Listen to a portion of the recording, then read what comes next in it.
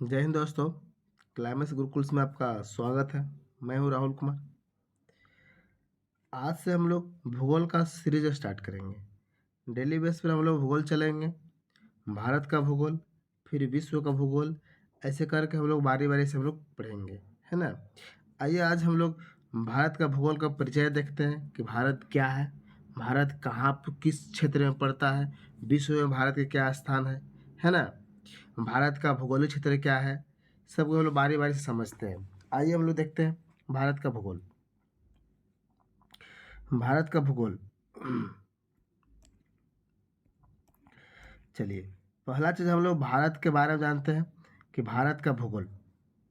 भारत का सामान्य परिचय हम लोग देते हैं। पहले भारत का सामान्य परिचय में क्या है देखेंगे कि हमारा देश भारत अपने भूगोल और इतिहास दोनों के संदर्भ में महान रहा है और महान है ना। इसका आकार इतना विस्तृत है कि प्राय इसे उपमहाद्वीप की संज्ञा दी जाती है। यह एशिया महाद्वीप का भाग है। भारत जो है एशिया महाद्वीप का भाग है, पर यह स्वयं का एक महाद्वीप दिखता है। स्वयं का क्या दिखता है? स्वयं का एक महाद्वीप दिखता है। आइए आगे चलते हैं। भारत, ये भारत का हम लोग की हमारा यही है कि भारत भारतीय भूगोल का महत्वपूर्ण आयाम, जैसे इसके बारे में हम लोग विश्व की तुलना करेंगे। विश्व के तो विश्व में भारत का स्थान, है ना, अवस्थिति एवं विस्तार हम लोग चर्चा करेंगे। इधर देख लीजिए भारत में भारत और कर्क रेखा के बारे में हम लोग बात करेंगे। ऊपर देख लीजिए सीमावर्ती या पड़ोसी देश के बारे में चर्चा करेंगे हम लोग। दूरस्थ बिंदु के बारे में चर्चा करेंगे। भारतीय मानव समय के बारे में चर्चा करेंगे, है ना। इस सबको हम लोग बारी बारी से देखेंगे। आइए देखते हैं पहले भारत में, पहले विश्व में भारत का स्थान। चलिए, विश्व में भारत का स्थान, विश्व में भारत का स्थान देखते हैं। तो पहले यहाँ इधर चलते हैं, इस क्षेत्र चलते हैं कि क्षेत्रफल की दृष्टि से 7वां स्थान हुआ करता है। कौन? अपना भारत जो है विश्व में क्षेत्रफल की दृष्टि से 7वां स्थान हुआ करता है। जैसे पहला आप कौन हो जाएगा? तो पहला रूस, कनाडा, संयुक्त राज्य अमेरिका, चीन, ब्राज़ील, ऑस्ट्रेलिया के बाद 7वां नंबर पर कौन आता है? भारत आता है ना। वही नीचे बात करते हैं कि एशिया महाद्वीप में स्थित एक दक्षिणी एशियाई देश है भारत। इधर हम लोग आते हैं, इस क्षेत्र में आते हैं। इधर देखिए हम लोग, इधर देखिए, इधर क्या दिखाता है कि संपूर्ण विश्व की लगभग 17.5% जनसंख्या का निवास भारत में करते हैं। कब के अनुसार? 2011 के आंकड़े के अनुसार, ठीक ना। जनसंख्या की दृष्टि से चीन के बाद दूसरा स्थान हुआ करता है जनसंख्या 2011 के अनुसार। अभी अगर बात करते हो वर्तमान में, जनसंख्या में भारत पहला नंबर पर आ गया पूरे विश्व में, है ना। विश्व के समस्त स्थलीय भाग, अगले पॉइंट देखते हैं। विश्व के समस्त स्थलीय भाग के क्षेत्रफल का 2.4% भूभाग क्या है? भारत है ना। आइए थोड़ा हम लोग आगे चलते हैं। देखिए क्या लिखा गया है कि नोट, भारतीय उपमहाद्वीप के अंतर्गत भारत, भारतीय उपमहाद्वीप के अंतर्गत बात करते हैं तो भारत, बांग्लादेश, भूटान, नेपाल, मालदीव, श्रीलंका, पाकिस्तान सहित कितने देश हुआ करते हैं? 7 देश हुआ करते हैं। कौन? भारतीय उपमहाद्वीप के अंतर्गत, है ना। आइए अगले आते हैं, अगले स्लाइड पर आते हैं। चलिए अगले स्लाइड को हम लोग देखते हैं, ध्यान से समझेंगे। अब हम लोग पढ़ते हैं भारत की अवस्थिति एवं विस्तार। भारत का अवस्थिति एवं विस्तार, देखिए क्या लिखा गया है कि यह उत्तर में हिमालय पर्वत, इसका चौहद्दी पर हम लोग देखते हैं। यह उत्तर में हिमालय पर्वत, उत्तर पश्चिम में हिंदू कुश एवं सुलेमान श्रेणी, उत्तर पूर्व में पूर्वांचल पहाड़ियाँ तथा दक्षिण में हिंद महासागर से सीमांकित है। साथ ही साथ अक्षांशीय एवं देशांतरीय विस्तार की दृष्टि से क्रमशः उत्तरी गोलार्ध एवं पूर्वी गोलार्ध में स्थित है।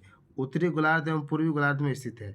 ये है हमारा भारत का चौहद्दी, है ना। ये हमारा क्या है? भारत का चौहद्दी। आइए अवस्थिति देखते हैं भारत का। भारत का अवस्थिति देखते हैं। अवस्थिति में बात कर रहे हैं, यहाँ पर लिखा गया है अवस्थिति में कि उत्तर में हिमालय, उत्तर पूर्व में पूर्वांचल पहाड़ी, उत्तर पश्चिम में हिंदू कुश एवं सुलेमान श्रेणी, दक्षिण में हिंद महासागर के मध्य हुआ करता है हमारा भारत। वही इस तरफ हम लोग आते हैं कि मुख्य भूमि का विस्तार बात करेंगे।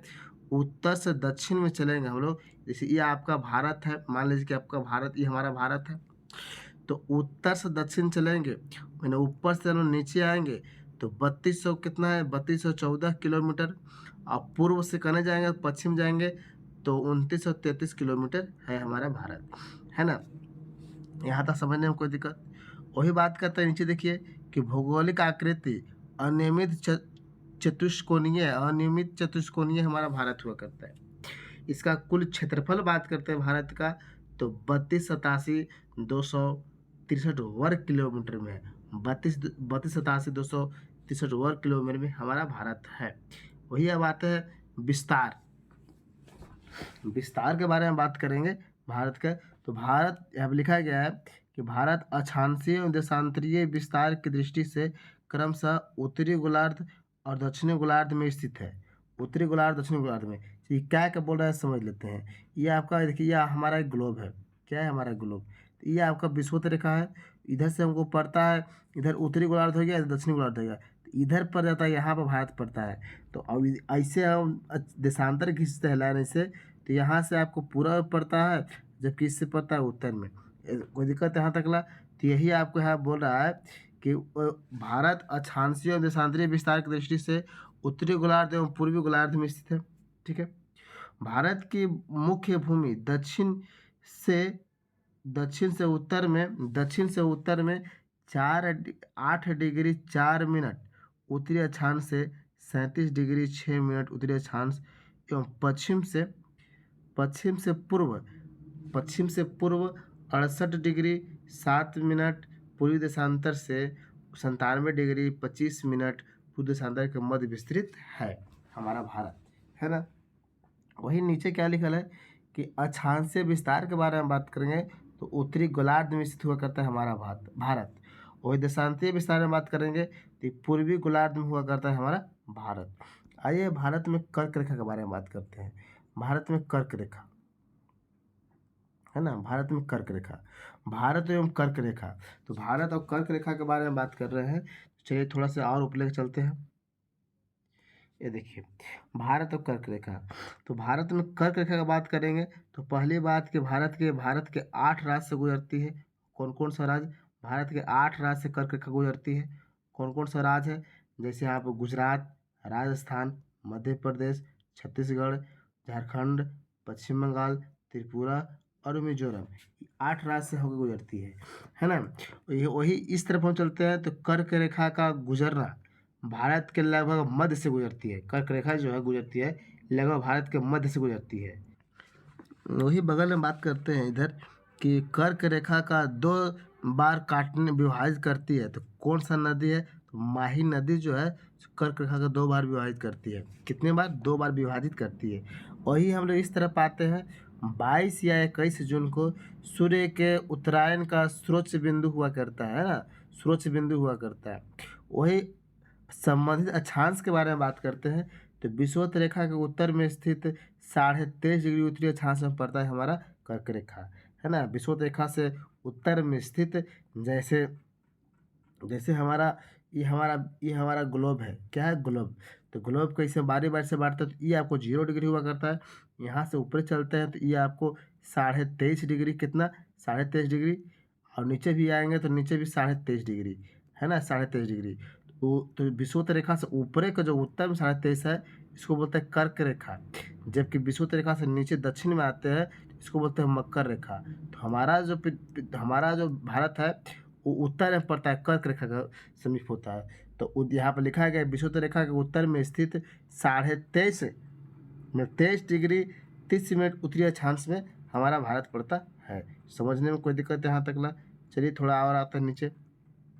देखिए क्या लिखा गया है कि कर्क रेखा भारत को 2 भागों में बांटती है। कैसे बांटती है भाई? तो देखिए 2 भागों में, उत्तरी हिस्सा और क्या चीज? दक्षिणी हिस्सा। उत्तरी हिस्सा और दक्षिणी हिस्सा। और उत्तरी हिस्सा में उपोष्ण कटिबंधीय होता है, जबकि दक्षिणी हिस्सा में उष्ण कटिबंधीय। यही आपसे सवाल पूछता है कि भारत का कौन क्षेत्र में उपोष्ण कटिबंधीय होता है और उष्णकटिबंधीय पाए जाते हैं। तो कहाँ पर, तो उपोष्ण के बारे में बात करेगा तो उत्तर में, और उष्णकटिबंधीय की बात करेगा तो दक्षिण में, है ना। आइए अगले सवाल के आते हैं, अगले स्लाइड में आते हैं। चलिए आगे देखते हैं कि मानक समय।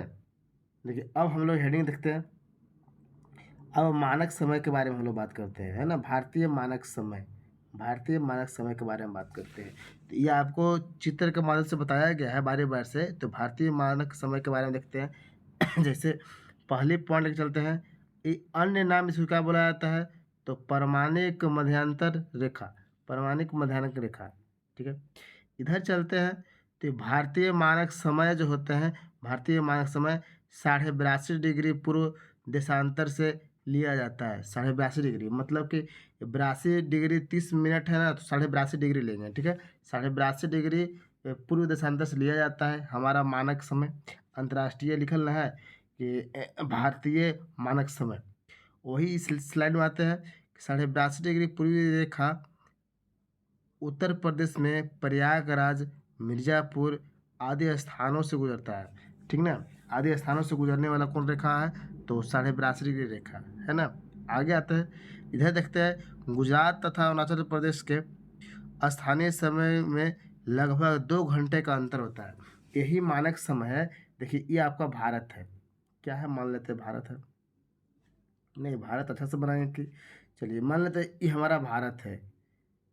चलिए हम लोग अच्छा से बना लिए, चलो मान लिए कि हमारा भारत है, कुछ देर खातिर मान लेते हैं। चलिए मान लिए ना, मान लीजिए हमारा भारत है, चलिए मान लिए। तो यहाँ यानी सूर्य उगता है पूर्व में, तो यहाँ और यहाँ का अंतर हो जाता है। यहाँ पहली बार भारत में सूर्य की प्रकाश आता है। अब यहाँ से यहाँ तक जाने में लगभग कितना अंतर होता है, 2 घंटा का अंतर होता है।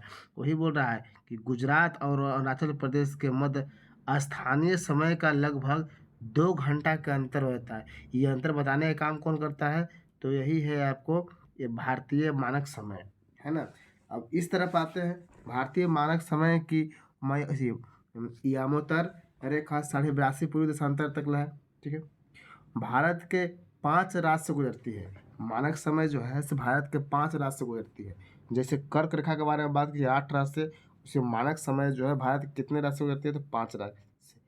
कौन कौन राज्य से देखते हैं, चलिए उत्तर प्रदेश, मध्य प्रदेश, छत्तीसगढ़, उड़ीसा और आंध्र प्रदेश। कितने राज्य हो गया, 5 राज्य हो जाती है। वही नीचे बात करते हैं कि मानक भारतीय मानक समय ग्रीनविच माध्य से 5 घंटा 30 मिनट आगे है। मध्यांतर मतलब कहने का मतलब जो ग्रीनविच हुआ करता है लंदन, लंदन में मान लीजिए कि 12 बज रहा है ना, तो यहाँ भारत में देखेंगे तो इसमें 5 घंटा 30 मिनट जोड़ दीजिए, तो 12×5 = 17 कितना हो जाएगा जी, तो 7:30 हो जाएगा। वही मतलब कि मैं ग्रीनविच से, मतलब कि लंदन में जो ग्रीनविच रेखा है वहाँ से भारत के समय की तुलना करेंगे तो 5.5 घंटा आगे है। 5.5 घंटा क्या है, आगे है। है ना। चलिए आगे चलते हैं। अब दूरस्थ बिंदु के बारे में देखते हैं, क्या है दूरस्थ बिंदु। चलिए इसके बारे में थोड़ा सा हम समझते हैं, दूरस्थ बिंदु के बारे में, है ना। चलिए देखते हैं, ये हमारा भारत है। भारत के उत्तर में उत्तरी अक्षांश डिग्री बोलेंगे तो कितना डिग्री का है, 37 डिग्री 6 मिनट। ये याद करिएगा ध्यानपूर्वक। ये उत्तरी अक्षांश में, वही अक्षांश में उत्तरी अक्षांश अगर नीचे आते हैं दक्षिण क्षेत्र में तो 8 डिग्री 4 मिनट।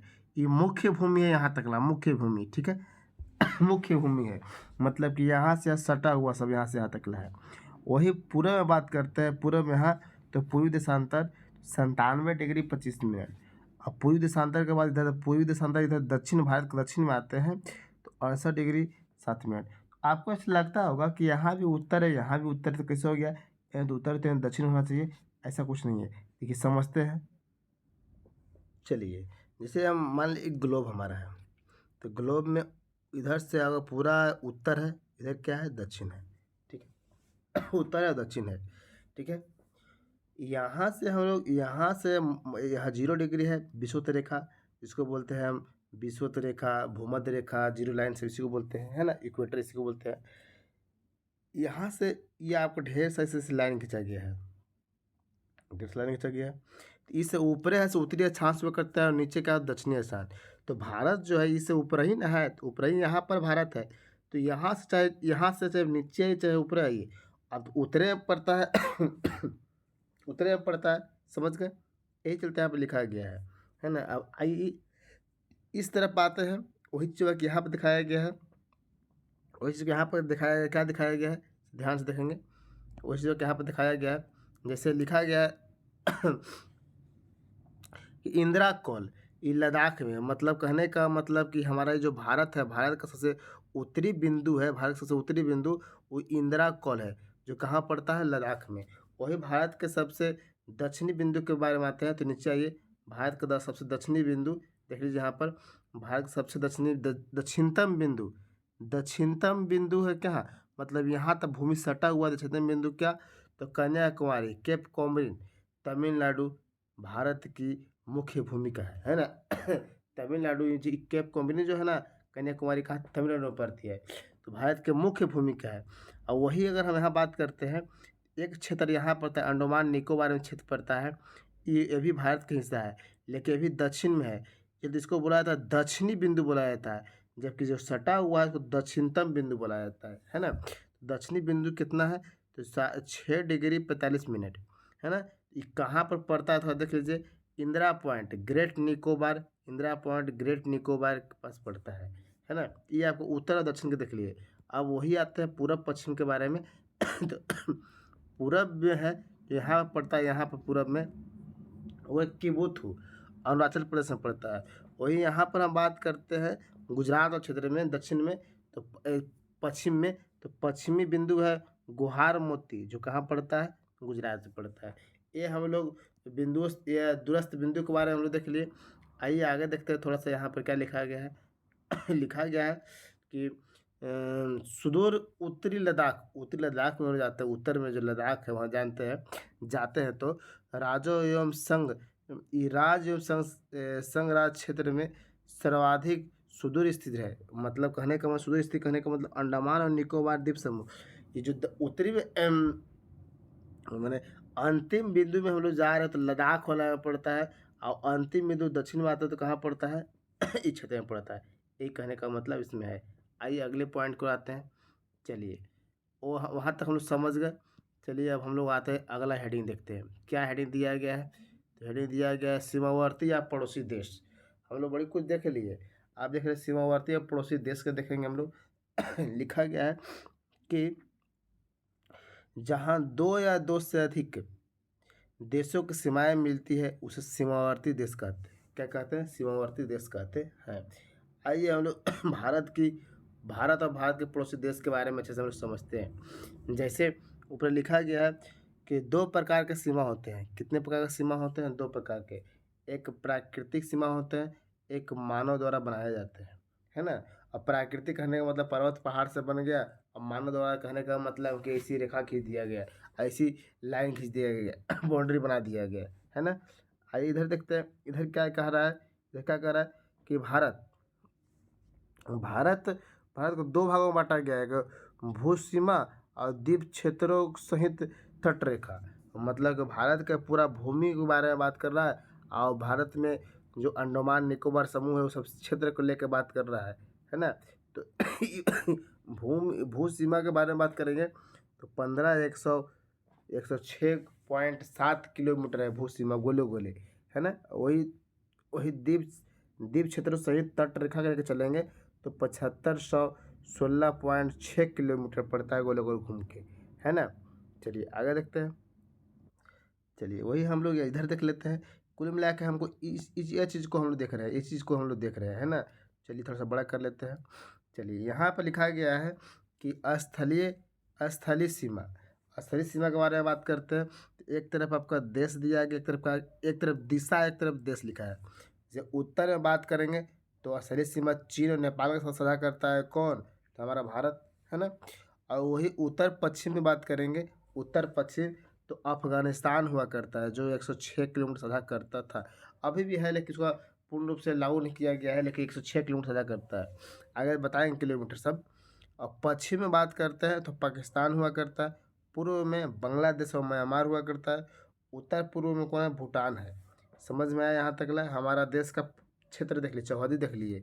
वही आगे हम लोग बात करते हैं यहाँ पर कि भारत की सर्वाधिक लंबी स्थलीय सीमा किसके साथ लगता है? वो है बांग्लादेश के साथ। मैंने कहने का मतलब कि भारत किन देश के साथ सबसे ज़्यादा स्थलीय सीमा लगाता है? वो है बांग्लादेश, है ना। बांग्लादेश कितना किलोमीटर है आगे लिखा गया है, आप देख लेंगे सब, है ना। नीचे ये क्या कहता है, यहाँ पर देखिए ये लाइन क्या कहता है कि पाकिस्तान मानव निर्मित एवं प्राकृतिक दोनों प्रकार के भारतीय सीमा का साझेदारी करती है। मतलब पाकिस्तान है मानव रेखा खींचा भी गया है और पहाड़ी क्षेत्र है, दोनों का साथ क्या करता है? साझा करता है पाकिस्तान। चलिए देखेंगे क्या करता है। अब यानी आते हैं, यानी क्या लिखा गया है कि भारत के निकटतम पड़ोसी के बारे में बात करते हैं, पड़ोसी देश के बारे में बात करते हैं। तो कौन कौन हुआ करते हैं भारत के निकटतम पड़ोसी देश? तो 9 हुआ करते हैं। कितना? 9 को पड़ोसी देश है। अब कौन कौन? पाकिस्तान, अफगानिस्तान, चीन, नेपाल, भूटान, म्यांमार, बांग्लादेश, मालदीव और श्रीलंका। इसमें इसमें 9 जो है ना निकटतम पड़ोसी है, और इसमें से कुछ ऐसा भी है जो स्थल के साथ सटे हुए हैं, कुछ ऐसा है जो समुद्र के साथ सटे हुए हैं, है ना। सबके बारे से हम लोग देखेंगे। आइए हम लोग देखते हैं, इसमें लिखा गया है कि सीमा, लिखा है कि सीमा रेखा का नाम, जैसे रेड क्लिफ है, तो रेड क्लिफ किसके बीच में, कौन देश के साथ है? तो भारत और पाकिस्तान के बीच में। वही मैकमोहन रेखा के बारे में बात करते हैं, तो भारत और किसके बीच में? चीन के बीच में। वही डुरंड रेखा के बारे में बात करें तो डुरंड रेखा के बारे में 2 चीज़ आता है। क्या आता है? 2 चीज़। एक है भारत और अफगानिस्तान के बीच में, तथा दूसरा जो डुरंड रेखा है वो पाकिस्तान और किसका? अफगानिस्तान के बीच में है। तो डुरंड रेखा दो देश से साझा करता है, भारत और अफगानिस्तान और पाकिस्तान और अफगानिस्तान। कोई दिक्कत यहाँ तक ला? आइए हम लोग अब देखते हैं देश देश का नाम, और भारत से लगी भूसीमा की लंबाई किलोमीटर में देखना है ना। जैसे बांग्लादेश का कितना किलोमीटर है? तो 4096.7 किलोमीटर पड़ता है। वही चीन, ये जो बांग्लादेश है भारत के साथ इतना लगता है, भारत के साथ इतना किलोमीटर है। वही चीन देखेंगे भारत के साथ कितना किलोमीटर है? तो 3488 किलोमीटर में भारत के साथ साझा करता है। पाकिस्तान देखते हैं तो 3323 किलोमीटर साझा करता है भारत के साथ। नेपाल को देखते हैं 1751 किलोमीटर साझा करता है भारत के साथ। वही इधर देखते हैं तो म्यांमार, और वही चीज़ है इधर लिखा गया है, म्यांमार जो है कितना साझा करता है भारत के साथ? तो 1643 किलोमीटर।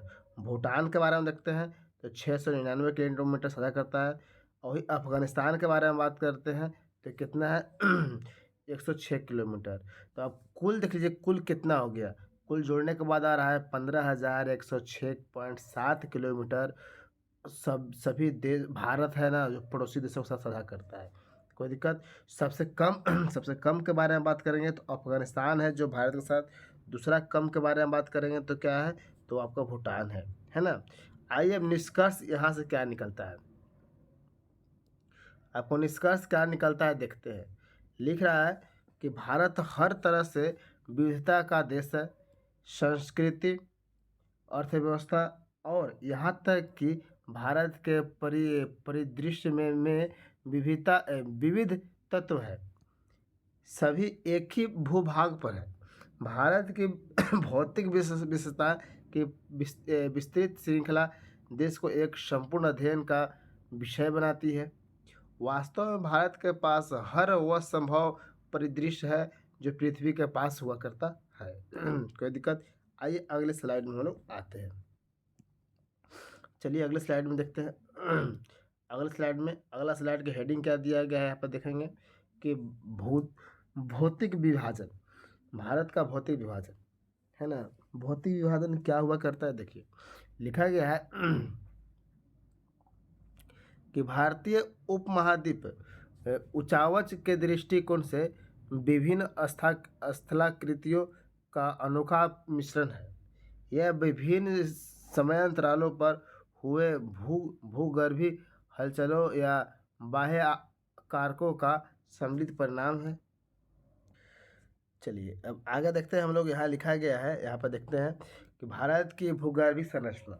भारत के भूगर्भीय संरचना क्या बोलता है कि भारतीय भूगर्भीय संरचना का विषय पेंजिया के अंगारा लैंड तथा गोंडवाना लैंड में विभाजन से प्रारंभ हुआ। भू अब इधर क्या बोल रहा है, कि उत्तर का पर्वतीय प्रदेश भारत की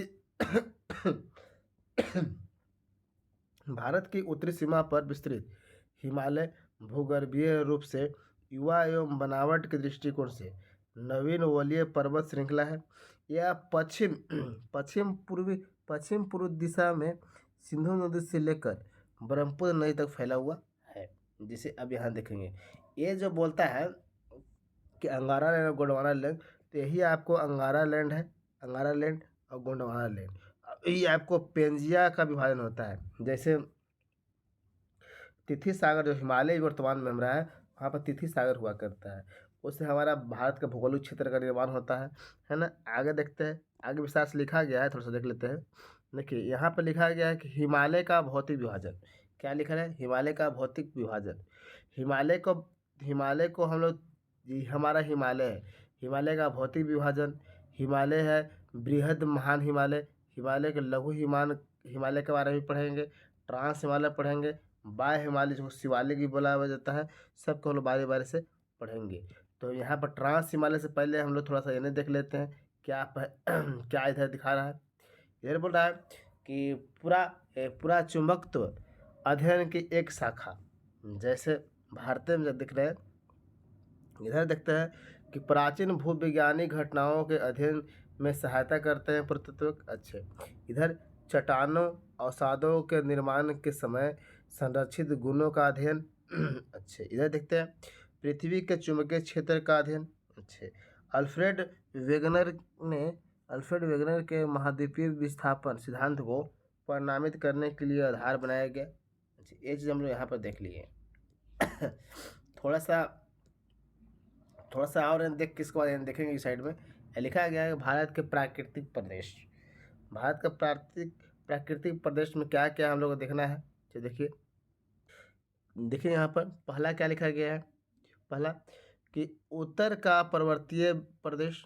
दूसरा क्या है, उत्तर भारत का विशाल मैदान। भारत के प्राकृतिक प्रदेश देख रहे हैं, है ना। तीसरा देख रहे हैं कि दक्षिण एवं मध्य भारत की पर्वत श्रेणियाँ एवं पहाड़ियाँ।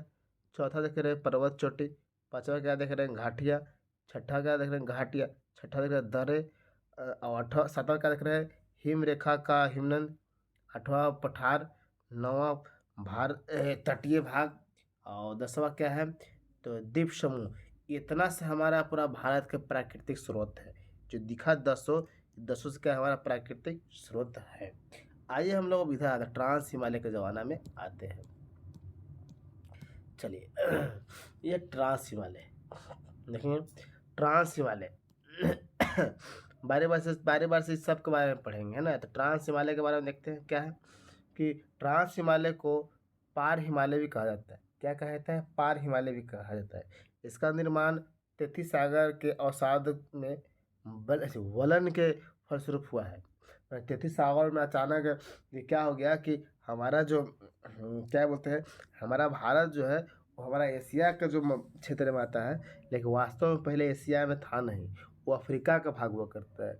अफ्रीका से लैंड टूटकर और समुद्र के दहते हुए एक लंबा समय, ऐसा नहीं कि आज टूटा कल दह के आ गया, नहीं, पानी में दह के आ गया, नहीं, लंबा समय चलते चलते एक समय ऐसा आया कि जो वर्तमान में हिमालय देखता है, वो हिमालय में आपको तेथी सागर था। कौन सागर था, तेथी सागर। अब यह से आके वो लैंड जो भारत का भूमि है वो आके यहाँ टकरता है हिमालय क्षेत्र में, और हिमालय के पास धीरे धीरे बढ़कर पर्वत उड़ जाते हैं। वही हिमालय का उदाहरण है। समझ में आया? वही बोल रहा है कि अवसादों के वलन के फलस्वरूप हुआ था। समझ में आया हम क्या समझाया सर? नहीं समझ में आया तो वीडियो को फिर से पुनः बैक करके देख लेंगे। हिमालय के सबसे प्राचीन श्रेणी, हिमालय की सबसे प्राचीन श्रेणी, प्रमुख श्रेणी जैसे काराकोरम, लद्दाख, जास्कर जो है से प्रमुख श्रेणी में आते हैं। आगे देख लेते हैं इसमें कैलाश श्रेणी के बारे में बात करते हैं। ट्रांस हिमालय पर्वतमाला के पश्चिम में स्थित ट्रांस हिमालय है। क्या है? एक ट्रांस हिमालय कर रहे हैं। क्या लिखा गया? कैलाश श्रेणी के बारे में बात कर रहे हैं कि ट्रांस हिमालय पर्वतमाला के पश्चिम में स्थित है। कौन स्थित है? कैलाश श्रेणी स्थित है। आइए हम लोग बृहद हिमालय के बारे में फिर देखते हैं। महान हिमालय, जिसे हिमाद्री भी कहा जाता है, ये हिमालय का सबसे ऊंची चोटी है। इसकी क्रोड में आग्नेय शैल एवं पार्श्व भाग में कायांतरी एवं अवसादी शैल पाई जाती है, जो ग्रेनाइट तथा ग्रेबो नामक चट्टानों के रूप में है ना। अब आते हैं हम लोग अगले स्लाइड पर। अगले स्लाइड क्या कहता है? चलिए अब हम लोग बृहद हिमालय के बारे में देखते हैं। सब हिमालय के बारे में बारी बारी से लोग समझेंगे। तो पहले इसको हम लोग देख लेते हैं। तब इसके बारे में तब इसके बारे में पूरा के पूरा हम लोग इसके बारे में यहाँ पर देखेंगे, है ना। तो पहले हम लोग बारी बारी से करके देख लेते हैं, बड़ा करके, ताकि आपको दिखाई दे। से लिखा गया कि बृहद हिमालय विशिष्ट तथ्य के बारे में देखते हैं। बृहद हिमालय से संबंधित तथ्य के बारे में से लिखा गया है। पहला, इसका विस्तार पश्चिम में नंगा पर्वत से लेकर पूर्व में नामचा वर्मा तकला विस्तृत है। इसका विस्तार है। और नंगा पर्वत के बारे में बात करें तो कहाँ? सिंधु नदी पास बात करते हैं। नामचा वर्मा के बारे में बात की तो कहाँ की? अरुणाचल प्रदेश में। निर्माण के बारे में बात करते हैं। ओलियोगोसिन युग में, युग है, कौन सा युग में इसका निर्माण हुआ था? तो ओलियोगोसिन युग में। इसका अन्य नाम क्या बोला जाता है बृहद हिमालय का? तो ग्रेट, महान या हिमाद्री, आंतरिक हिमालय के नाम से जाना जाता है। धौलागिरी अन्नपूर्णा नेपाल में स्थित चोटियाँ है इसका। हिमालय की दूसरी प्राचीन श्रेणी, ये सब आपको देखने के लिए मिलते हैं। ये जो हिस्सा ये है, ये कहाँ पड़ते हैं? नेपाल में स्थित पड़ते हैं, है ना। चलिए वही हम लोग यहाँ बात करते हैं। बृहद हिमालय के प्रमुख चोटी के बारे में देख लेते हैं।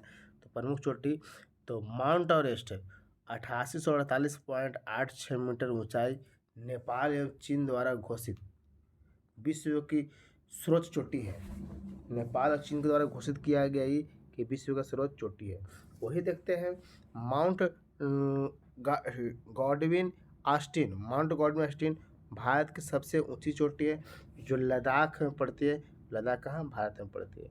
आइए थोड़ा सा हम लोग इधर चलते हैं। इससे महत्वपूर्ण तथ्य भी अगर देखना चाहते हो तो देख लीजिए यहीं पर। जैसे क्या लिखा गया है कि हिमालय की सबसे पूर्वी सीमा बनाती है ब्रह्मपुत्र नदी। महत्वपूर्ण तथ्य देख रहे हैं, महत्वपूर्ण तथ्य, है ना। क्या लिखा गया है कि हिमालय की सबसे पूर्वी सीमा बनाती है ब्रह्मपुत्र नदी, पूर्व में पड़ता है। वही बात कर रहे हैं कि हिमालय की चौड़ाई अरुणाचल प्रदेश में 150 किलोमीटर है, जबकि कश्मीर में कितना है? 400 किलोमीटर है। बोल रहे हैं कि हिमालय की चोटी अरुणाचल प्रदेश में चौड़ाई अरुणाचल प्रदेश में 150 है, जबकि कश्मीर में कितना है? 400 है। पामीर के गांठ स्थित ट्रांस हिमालय पे ही, तिब्बत में ही स्थित है ना, ट्रांस हिमालय में ही। इधर से हम लोग आते हैं। अब परीक्षा योग्य तथ्य के बारे में बात करेंगे। परीक्षा योग्य महत्वपूर्ण पॉइंट है, इसको आप कॉपी पर लिख भी सकते हैं। क्या लिखा गया है कि विश्व की सबसे तीव्र ढाल वाली चोटी अगर बात करेंगे, विश्व की सबसे तीव्र ढाल वाली चोटी जो राकापोसी में स्थित है, उसको ट्रांस हिमालय बोलते हैं। आपको बोलेगा कि विश्व की सबसे तीव्र ढाल वाली चोटी तो ट्रांस हिमालय, जो राकापोसी में। वही अगला पॉइंट बात करते हैं कि क्या लिखा गया है कि काराकोरम श्रेणी, जिसे एशिया के रीढ़ कहा जाता है, वो स्थित है कहाँ? स्थित है? तो ट्रांस हिमालय में स्थित है ना। एशिया का रीढ़ काराकोरम को ही बोला जाता है। देख लीजिए सवाल कितना बन रहा है से। सिंधु नदी भारत में सबसे गहरे गार्ज का निर्माण करती है, वो कहाँ है? ट्रांस हिमालय में है। कहाँ नदी है? ट्रांस हिमालय में। लद्दाख और जास्कर श्रेणी के बीच में पड़ती है ये सिंधु नदी। कहाँ? लद्दाख और जास्कर के बीच में पड़ती है। हिमालय की अगला पॉइंट, हिमालय की पूरी पर्वत श्रृंखला दर्शाती है वो युवा स्थलाकृति को हम दर्शाती है। अगला पॉइंट कहता है अत्यधिक ऊंचे शिखर, गहरी घाटियों तथा तेज बहने वाली नदियों से संबंधित हिमालय पर्वत श्रृंखला। वही एक बात करते हैं कि पाताल तोड़ कुएं पाए जाते हैं हिमालय के तराई क्षेत्र में। पाताल तोड़ कुएं पाए जाते हैं हिमालय के तराई क्षेत्र में। ये सब आपको फैक्ट था, आपको डायरेक्टली एग्जाम में पूछता है वन लाइनर के रूप में। आइए इसके बारे में भी महत्वपूर्ण तथ्य देख लेते हैं। महत्वपूर्ण तथ्य से लिखा गया है कि बृहद बृहद हिमालय लघु हिमालय से अलग होता है किसके द्वारा? MCT मेन सेंटर थ्रस्ट द्वारा अलग होते हैं। कौन? बृहद हिमालय और लघु हिमालय अलग होता है। ठीक है, कोई दिक्कत? अगला पॉइंट कहता है कि भारत की उत्तरी सीमा पर विस्तृत हिमालय भूगर्भीय रूप से युवा एवं बनावट के दृष्टिकोण से है वह नवीन वलित पर्वत श्रृंखला है। क्या है? बनावट। ये आपका सवाल है, ये आपको यहाँ पे आंसर दे रहा है, ठीक ना। विश्व के सबसे ऊंचा पर्वत हिमालय है और महान हिमालय के वलीय की प्रकृति असमति है, असमति। वही आगे हम लोग बात करते हैं कि हिमालय अपनी वर्षा का अधिकांश भाग प्राप्त करता है दक्षिण पश्चिम मानसून से। हिमालय अपनी वर्षा का अधिकांश भाग कहाँ से प्राप्त करता है? तो दक्षिण पश्चिम मानसून से, है ना। अगला पॉइंट कहता है कि हिमालय की रचना समानांतर वलय श्रेणियों से हुई है जिसमें से प्राचीनतम श्रेणी कहाँ का है? तो ट्रांस हिमालय की श्रेणी है। क्या है? ट्रांस हिमालय की श्रेणी है। काराकोरम पर्वत श्रेणी भाग है। काराकोरम किसका भाग है? तो ट्रांस हिमालय का। इसका आपको सवाल डायरेक्टली पूछता है ना। आइए अब हम लोग मध्य हिमालय के बारे में बात करते हैं। मध्य हिमालय के बारे में, तो मध्य हिमालय के बारे में थोड़ा सा देख लीजिए, क्या देखना है ऐसे मध्य हिमालय के बारे में। यही आपका मध्य हिमालय है। हमको लगता है कि आपको साफ दिख रहा होगा। चलिए, मध्य हिमालय, इसको लघु हिमालय के नाम से भी जाना जाता है। तो क्या लिखा गया है कि मध्य हिमालय को लघु हिमालय भी कहा जाता है। ठीक है, अब इस हिमालय को मध्य हिमालय के बारे में देखिए कितना फैक्ट है। पहला फैक्ट इन्हें है, दूसरा इधर है, तीसरा इधर है, चौथा इधर है, पांचवा इधर, छठा। ये आपको चित्र के माध्यम से बताया गया ताकि आपको समझ में आए, आसान समझ जाए। चलिए, ई पॉइंट को देखते हैं। ई पॉइंट को पहले कि प्रमुख इसका श्रेणी देखते हैं। मध्य हिमालय के प्रमुख श्रेणी, तो आपको पीर पंजाल है, धौलावीरा है, धौलाधर है, मसूरी नागटिया है, महाभारत है। किसका? मध्य हिमालय का श्रेणी है। मध्य हिमालय का श्रेणी 4 आपको पूछता है कि इनमें से कौन किसका श्रेणी है। वही इसका निर्माण के बारे में बात करते हैं कि समय, तो मध्य मायोसीन युग में हुआ था। मध्य हिमालय का निर्माण कब हुआ? तो मध्य मायोसीन युग में। वही एक बात करते हैं कि मध्य हिमालय के अन्य नाम बात करते हैं तो लघु हिमालय बोला जाता है। इस लाइन में देखते हैं कि अवस्थिति, तो बृहद हिमालय के दक्षिण में पड़ता है मध्य हिमालय। कहाँ पड़ता है? बृहद हिमालय के दक्षिण में पड़ता है मध्य हिमालय। वही इस फिगर में देखते हैं कि पीर पंजाल सबसे लंबी श्रृंखला है। मध्य हिमालय का पीर पंजाल जो है ना, वो सबसे बड़ी श्रृंखला है ना, बड़ी श्रृंखला है। वही इधर हम लोग बात करते हैं, इसका ऊंचाई देखते हैं 3700 मीटर से 4500 मीटर तक। चौड़ाई देखते हैं 60 किलोमीटर से 80 किलोमीटर तक ही फैला हुआ है। समझ में आया? ऊंचाई कितना इसका है? ऊंचाई आपको 3700 से 4500 मीटर तक। चौड़ाई कितना है कि 60 किलोमीटर से 80 किलोमीटर तक ही इसका चौड़ाई है। आइए अगले स्लाइड में आते हैं, स्लाइड नंबर 8 में। अब हम लोग करते हैं कि शिवालिक, जिसको बृहद हिमालय बोला जाता है। बृहद हिमालय बोल रहे हैं, बाह्य हिमालय के बारे में बोला जाता है ना। चलिए इसको देख लेते हैं। चलिए इसके बारे में हम लोग विस्तार से, जैसे अभी मध्य हिमालय के बारे में बात की, उस सब के बारे में इस लाइन से हम लोग बात करेंगे, है ना। जैसे इस लाइन चलते हैं पहले हम लोग, तो शिवालिक या बाह्य हिमालय या इसका विशिष्ट तथ्य अगर देख लेते हैं तो क्या लिखा है कि हिमालय की सबसे बाहरी या दक्षिणी श्रृंखला को शिवालिक कहा जाता है। इसे बाह्य हिमालय भी कहा जाता है। ठीक है, तो पहला पॉइंट देखते हैं कि हिमालय शिवालिक हिमालय, इसका ऊंचाई बात करते हैं कि 900 से 1100 मीटर तक ऊंचाई है। चौड़ाई बात करते हैं कि 10 से लेकर 50 किलोमीटर तक लगभग है ना।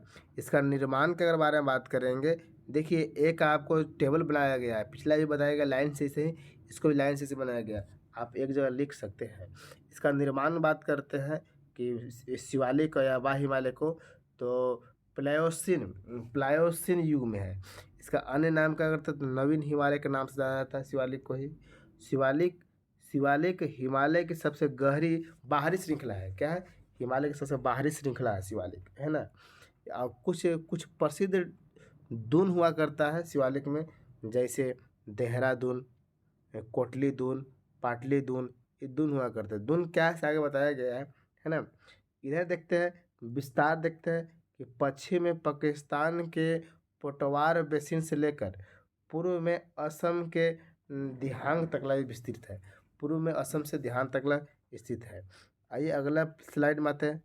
अब हम लोग यहाँ देखते हैं बारी से कि लिखा गया है उत्तर का पर्वतीय प्रदेश। तो उत्तर का हिस्सा बनाया गया है, ये उत्तर का भाग आपको दिख रहा होगा।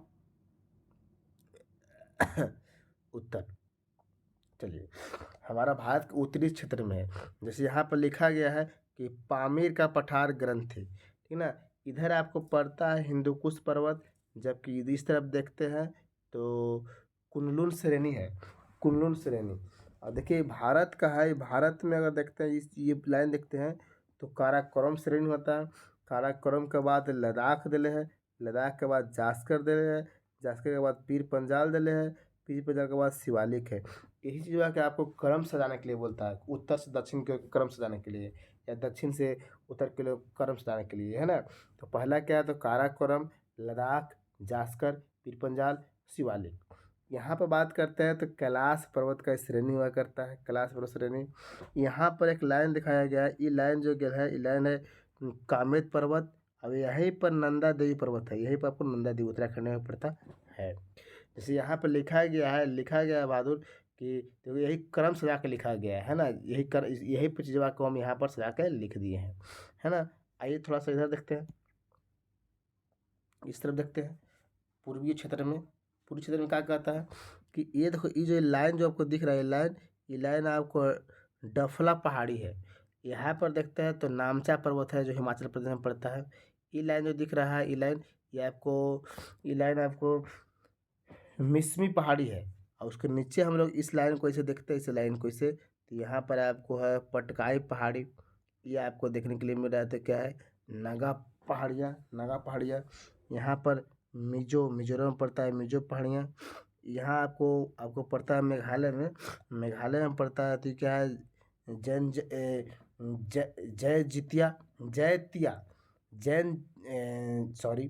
जैनतिया है। और इसी में पड़ता है खासी, इसी में पड़ता है गारो पहाड़ी। सबके सब पहाड़ी आपको यहीं पर देखने के लिए मिला। आइए इससे महत्वपूर्ण तथ्य के बारे में हम देख लेते हैं। महत्वपूर्ण तथ्य, इसका इधर देखेंगे, पहले देख लेते हैं महत्वपूर्ण तथ्य। लिखा गया है कि बृहद हिमालय लघु हिमालय से अलग होता है मेन सेंट्रल थ्रस्ट द्वारा। किसके द्वारा अलग होता है? बृहद हिमालय लघु हिमालय से अलग होता है किसके द्वारा? तो आपको होता है कि MCT किसके द्वारा? MCT, ठीक है। आगे लिखा हुआ है कि लघु हिमालय की पर्वत श्रृंखला का निर्माण हुआ संपीड़ित तथा परिवर्तित शैली द्वारा। सही बात है। तीसरा पॉइंट कि लघु हिमालय में स्थित पीर पंजाल श्रेणी के प्रमुख दर्रे कौन है? तो बुर्जिला एवं बनिहाल दर्रा पड़ता है किसको? लघु हिमालय के पीर पंजाल श्रेणी में प्रमुख दर्रा, है ना, बुर्जिला और बनिहाल। वही शिवालिक को लघु हिमालय से अलग करने वाली संरचना कौन है? तो मेन बाउंड्री फॉल्ट जो है शिवालिक को लघु हिमालय से अलग करता है। इधर आया तो इधर क्या कहता है देख लेते हैं। इधर देखिए क्या कहता है कि जम्मू कश्मीर सड़क मार्ग गुजरता है। जम्मू कश्मीर जो है जम्मू और श्रीनगर जो सड़क गुजरते हैं किसके बीच से गुजरते हैं? तो जवाहर सुरंग दर्रे से होकर गुजरते हैं। जम्मू और श्रीनगर के मार्ग जो गुजरे हैं, है ना। शिवालिक, अगला पॉइंट, शिवालिक के निचले भाग को कहते हैं तराइन, जो दलदली प्रदेश हुआ करता है। शिवालिक को उत्तर भारत के मैदान से अलग करने वाली संरचना क्या बोलते हैं? तो MFT, मेन फ्रंटल थ्रस्ट। वही अगले पॉइंट कि लघु हिमालय तथा शिवालिक के बीच स्थित लंबोद घाटी को कहते हैं। लंबोद घाटी क्या कहते हैं? तो देख लीजिए, तो पश्चिम में दून, पूर्व में द्वार, पश्चिम में दून और पूर्व में द्वार। उत्तराखंड में क्या बोला जाता है? उत्तराखंड में बुग्याल, उत्तराखंड में बुग्याल। ये सब आपका यहाँ पर ये सब हुआ करता है। आइए अगले स्लाइड में आते हैं। अगले स्लाइड में आते हैं तो अब देखिए यहाँ पर लिखा गया है कि हिमालय का प्रादेशिक विभाजन। हिमालय का प्रादेशिक विभाजन देखिए, दिख रहा है आपको? तो दिख रहा है तो चलिए ठीक है, नहीं दिख रहा है तो थोड़ा सा आधा आधा करके हम लोग देख लेते हैं। चलिए आधा करके देख लेते हैं। जैसे लिखा गया है कि हिमालय का प्रादेशिक विभाजन, तो वर्गीकरण नदी घाटियों की सीमाओं के आधार पर किया गया वर्गीकरण। जैसे पंजाब हिमालय, कुमाऊं हिमालय, नेपाल हिमालय, इधर क्या लिखा गया है?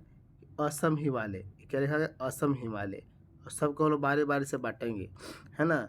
देखिए यहाँ पर लिखा गया है पश्चिम से पूर्व पर लिखा गया है। क्या लिखा गया है? पश्चिम से पूर्व। पश्चिम से पूर्व की ओर जा रहे हैं। जैसे पंजाब हिमालय है ना, पंजाब हिमालय सिंधु नदी और सतलज नदी के मध्य स्थित हिमालय भाग है। पंजाब हिमालय है सिंधु नदी और सतलज नदी के मध्य स्थित हिमालय भाग है। वही हम कुमाऊं के बारे में बात करते हैं। कुमाऊं के, तो कुमाऊं है सतलज नदी और काली नदी के मध्य स्थित हिमालयन भाग है। कुमाऊं जो है से माने हम बोल सकते हैं कि संगम जैसा यहाँ पर है ना।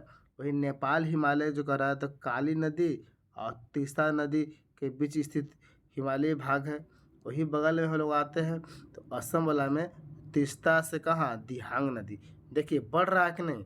यहाँ देखिए ये लिखा गया है, ऊपर जो लिखा गया है पश्चिम से पूर्व।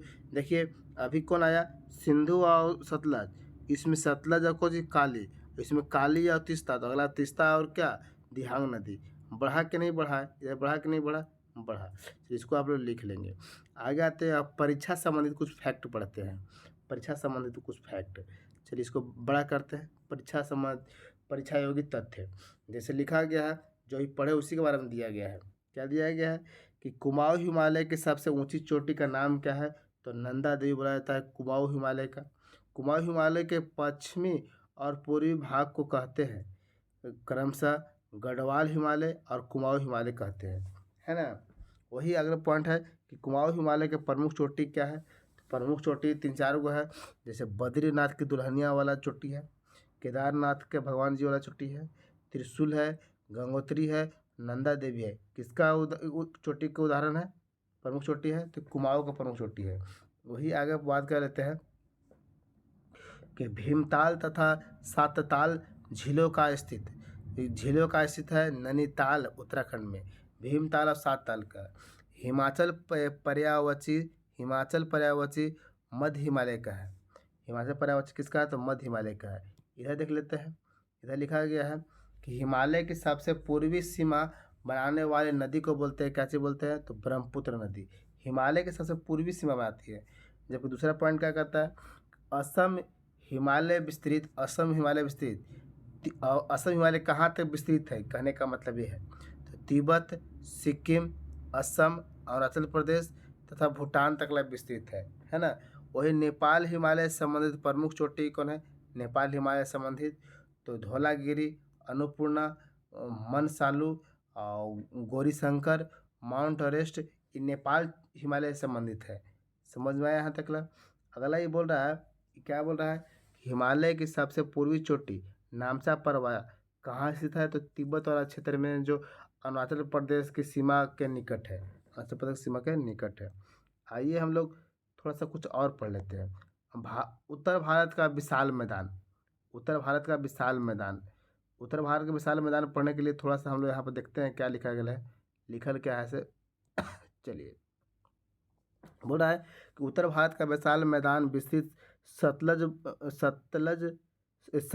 समतल भू क्षेत्र है जिसकी ऊंचाई अपेक्षाकृत कम है।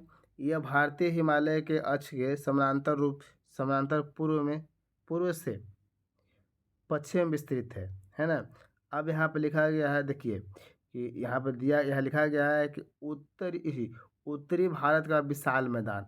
तो आपको 4 गो लाइन खींच के लिखा गया है। 4 लाइन के बारे में हम लोग बारी बारी से देखते हैं। जैसे यहाँ पर लिखा गया है, इधर देख लेते हैं 2 लाइन लिखा है। इसका निर्माण उत्तरी भारत का विशाल मैदान का निर्माण है। तो निर्माण क्या है? तो सिंधु नदी, गंगा नदी, ब्रह्मपुत्र तथा सहायक नदियों के अवसादों के निक्षेपण से इसका निर्माण हुआ है। निक्षेपण किसका निर्माण हुआ है, मतलब कि नदी से जो अवसाद जमा होते हैं उससे निर्माण हुआ है। जलवायु देख लीजिए, कृषि कार्य के लिए विकास में सहायता इसका जलवायु है ना। इधर देख लेते हैं क्या लिखा था, इसका विस्तार देखते हैं। इसका विस्तार उत्तरी भारत विशाल मैदान का, तो पश्चिम में सिंधु नदी तक इसका विस्तार है, पश्चिम सिंधु नदी तक विस्तार है।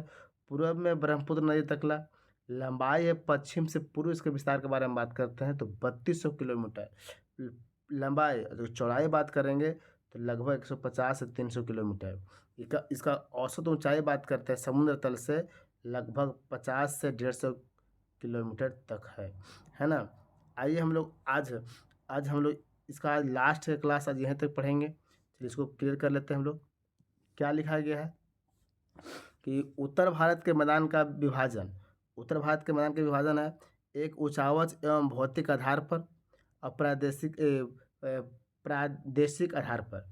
जैसे भावर जो है, भावर पंजाब और हरियाणा का मैदान है। वही तराइन बात करते हैं गंगा मैदान, बांगर तो राजस्थान मैदान। खादर के बारे में बात करते हैं तो ये सब देखिए। इधर जो है ना, इधर आपको क्या दिया गया है, आपको ऊंचा भौतिक अधिकार भौतिक आधार, जबकि इधर इधर के लिए प्रादेशिक आधार लिखा गया है ना।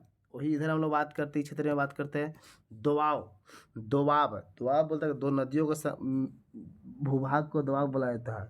जैसे लिखा गया है कि दो नदियों के बीच स्थित भूमि को दोआब कहते हैं। दो नदी के बीच स्थित, दो नदी मिल गया, जैसे यहाँ से यहाँ एक नदी जा रहा है, यहाँ से जा रहा है, यहाँ मिलने के बाद एक नदी का क्षेत्र बनता है, पठारी क्षेत्र, उसको दोआब बोलते हैं। जैसे दोआब में देखते हैं पहला विष्ट दोआब किसको बोलते हैं, तो विष्ट ब्यास और सतलज के मध्य विष्ट ब्यास। बारी देख लीजिए, बारी दोआब देखिए बारी में दो नाम छुपा हुआ है, ब्यास और कुछ रावी। वही लिखा है रचना, तो रावी और चिनाब। वही लिखा है कि चाच दोआब, तो चिनाब और झेलम। वही सिंधु सागर, तो सिंधु और झेलम इस दोआब हुआ करता है। यही नामे में सब छुपा हुआ है। देखिए बारी में ब्यास और रावी, और रचना में है रावी और चिनाब, इसी में छुपा हुआ है। चलिए आगे देखते हैं क्या लिखा है। हेडिंग देखिए, हेडिंग लिखा गया है कि दक्षिण एवं मध्य भारत की पर्वत श्रेणी एवं पहाड़ियाँ। दक्षिण एवं मध्य भारत की पर्वत श्रेणी और पहाड़ियाँ के बारे में देखना है। जैसे इसमें लिखा गया है, पढ़ लेते हैं। लिखा गया है कि भारत के बृहद क्षेत्रफल में प्रायद्वीपीय पठार एक मेज की आकृति वाला स्थल है जो पुराने क्रिस्टलीय आग्नेय तथा रूपांतरित शैलों से बना है ना। आइए हमारा भारत में आते हैं। आज की क्लास हम लोग यहीं रखेंगे, लेकिन चलिए भारत को पहले हम लोग पढ़ लेते हैं।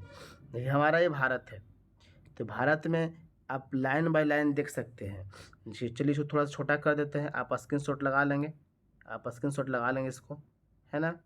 इसको आप स्क्रीनशॉट लगा लेंगे, लगा लिया स्क्रीनशॉट। चलिए अब स्क्रीनशॉट पर लगा लीजिए। चलिए अब इसको थोड़ा सा हम लोग बड़ा करते हैं, चलिए बड़ा करके देखते हैं। जैसे यहाँ पर लिखा गया है कि यहाँ पर लिखा गया अरावली पर्वत, ये हमारा भारत में है जो अरावली पर्वत हुआ करता है राजस्थान क्षेत्र में, ठीक है। सब बारे बार देख लेते हैं। ये जो क्षेत्र आपको दिख रहा है तो विंध्य पर्वत वाला हिस्सा दिख रहा है इसे। ये कैमूर के पठार, कैमूर पहाड़ी जो बिहार में पड़ता है। ये हजारीबाग जो पड़ता है झारखंड वाला क्षेत्र में पड़ता है। रामगढ़ के दिया गया रामगढ़ पहाड़ी, है ना। ऊपर देखते हैं गारो, खासी, जैंतिया, नागा हिल और मिजोरम झील, सब आपको देखने के लिए ऊपर मिल रहा है। नीचे अगर बात करते हैं तो गडजात पहाड़ी यहाँ पर है, मलयगिरी पहाड़ी, दंडकारण्य पहाड़ी। इधर आता है तो अजंता महाराष्ट्र क्षेत्र में, सतमाला पहाड़ी। इधर बात है गिर की पहाड़ी, गुजरात क्षेत्र, यहाँ पर पड़ा है गिर की पहाड़ी। और नीचे लिखा है कि हरिश्चंद्र श्रृंखला, यहीं पर आपको ये लाइन दिख रहा है, तो बालाघाट श्रृंखला। और ये अनाई मलाई पहाड़ी यहीं पड़ता है। निर्गेली के पहाड़ी यहीं पर है। जावी यहाँ पर लिखा गया है जवादी पहाड़ी और सेवराय पहाड़ी। इधर आते हैं, इधर अनामलाई पहाड़ी, दोदा बेटा पहाड़ी पर्वत यहाँ पर है ना। कार्डामम पहाड़ी, ये सब आपको पूरा भारत के पहाड़ी हम लोग देखने के लिए मिला। अगले क्लास में हम लोग आएंगे तो वो अच्छे से पहाड़ी के बारे में बारी बारी से विस्तार समझेंगे। आप इसको स्क्रीनशॉट लगा लीजिए, है ना। और क्लास अच्छा लगा तो क्लास को लाइक करेंगे, सब्सक्राइब करेंगे और लोगों के पास शेयर करेंगे। क्लास को थोड़ा सा आगे बढ़ाने की कोशिश करेंगे। आपसे यही निवेदन है कि क्लास देखने के बाद क्लास को लिखने की कोशिश कीजिए, ताकि आप तो इसके पीछे 1 घंटा टाइम दिए रहे तो इसमें लिखिए तो बेहतर है। चलिए क्लास को सब्सक्राइब करेंगे। चलिए धन्यवाद। फिर मिलते हैं अगले क्लास में, सीरीज 2 में मिलते हैं। धन्यवाद।